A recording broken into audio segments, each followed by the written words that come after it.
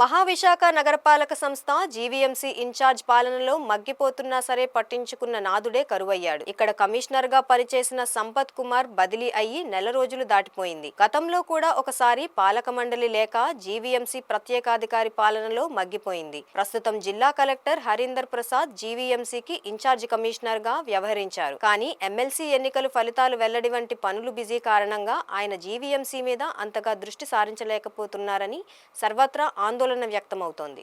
రాష్ట్రంలో విశాఖ నగరం ఆర్థిక రాజధాని అని ఎంతో ఆర్భాటంగా ప్రకటనలు గుప్పించే ప్రభుత్వ పెద్దలు కమిషనర్ పోస్టు భర్తీ మీద శ్రద్ధ చూపకపోవడం తీవ్ర దుమారం రేపుతుంది. రాష్ట్రంలోని ఎంతో కీలక నగరాల్లో ముందు వరుసలో ఉండే విశాఖ నగరం స్మార్ట్ సిటీగా అభివృద్ధి చెందుతుంది. ఎమ్మెల్సీ ఎన్నికల కోడ్ కారణంగా జీవీఎంసీ బడ్జెట్ వాయిదా పడడం తెలిసిందే. ఎంతో కీలకమైన బడ్జెట్ ప్రవేశపెట్టే సమయంలో ఇన్ఛార్జి కమిషనర్ గా ఉండడం గమనార్హం. కౌన్సిల్ సమావేశాల్లో కార్పొరేటర్ల సందేహాలకు ప్రశ్నలకు సమాధానాలు చెప్పాల్సింది కూడా కమిషనర్ అన్నది అందరికీ తెలిసిందే. జీవీఎంసీ పరిధిలో 98 వార్డులు ఉన్నాయి. కీలకమైన సమస్యలను కార్పొరేటర్లు కేవలం కమిషనర్ కు మాత్రమే చెప్పుకోవాల్సి ఉంటుంది. కానీ ఇక్కడ నెల రోజులకు పైగానే కమిషనర్ జాడ లేకపోవడం సర్వత్రా విమర్శలకు తావిస్తుంది. గత కమిషనర్ సంపత్ కుమార్ వార్డు పర్యటనలు అంతగా చేయలేదని చెప్పాలి. ఫలితంగా ఎక్కడి సమస్యలు అక్కడే తిష్టవేశాయి అంటే అతిశయోక్తి కాదు. మరోవైపు కాంట్రాక్టర్లు పెండింగ్ బిల్లులు చెల్లించాలని మీడియా ద్వారా డిమాండ్ చేయడం తెలిసిందే.